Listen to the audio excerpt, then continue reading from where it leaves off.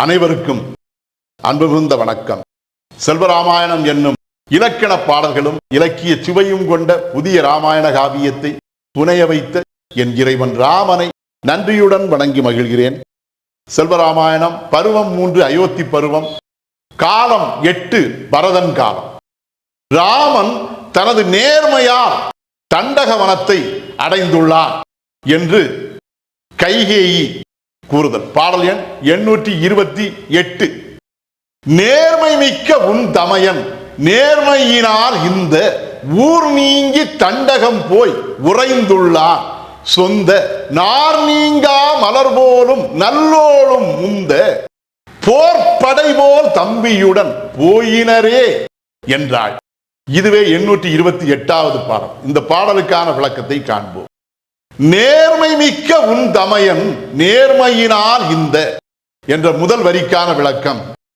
அன்புமிக்க மகனே, உன்னுடைய தமையனாகிய ராமன் தனது நேர்மை என்னும் உயர்ந்த பண்பின் காரணத்தால் ஊர் நீங்கி தண்டகம் போய் உறைந்துள்ளான், சொந்த நம்முடைய ஊராகிய இந்த அயோத்தி மாநகரை நீங்கி இந்த கோசல நாட்டை நீங்கி தண்டக வனத்தை சென்று அடைந்துள்ளான், சொந்த நார் நீங்கா மலர் போலும் நல்லோளும் முந்த.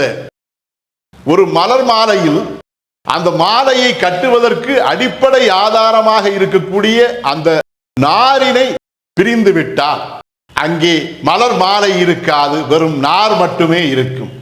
ஆக அங்கே அந்த மலர்களை தன்னோடு பிணைத்து வைத்திருப்பது அந்த நார்கள் தான். அவ்வாறு நாரினை நீங்காத ஒரு மலர் போலவே தன்னுடைய இல்லற வாழ்க்கையிலே மலர் வீசும் மலர் மாலையாக தான் திகழ்வதற்கு அடிப்படை ஆதாரமாக இருக்கக்கூடிய நாரினை போன்றே திகழக்கூடிய ராமனை தான் பிரியாமல் அவனுடனே இணைந்து இருந்து மனம் வீசும் ஒரு மலர் மாலையை போன்றே திகழக்கூடிய சீதையும் அவன் வனவாசம் செல்ல போகிறான் என்று அறிந்த உடனே அவனை முந்திக் கொண்டு தானும் உடன் வருவேன் என்று முந்த போர்ப்படை போல் தம்பியுடன் போயினரே என்றார்.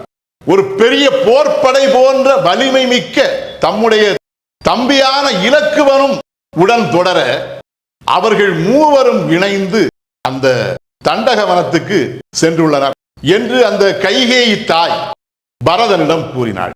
இதுவே 828வது பாடலுக்கான விளக்கம். செல்வராமாயணத்தின் 829வது பாடல் மற்றும் அதன் விளக்கம் ஆகியவற்றை அடுத்த பகுதியில் காண்போம். இறையருளால் அடியேன் இயற்றிய நல்லதோர் இலக்கியத்தையே செல்வராமாயண காவியமாக உங்கள் முன் தொடர்ந்து வழங்கி வருகிறேன்.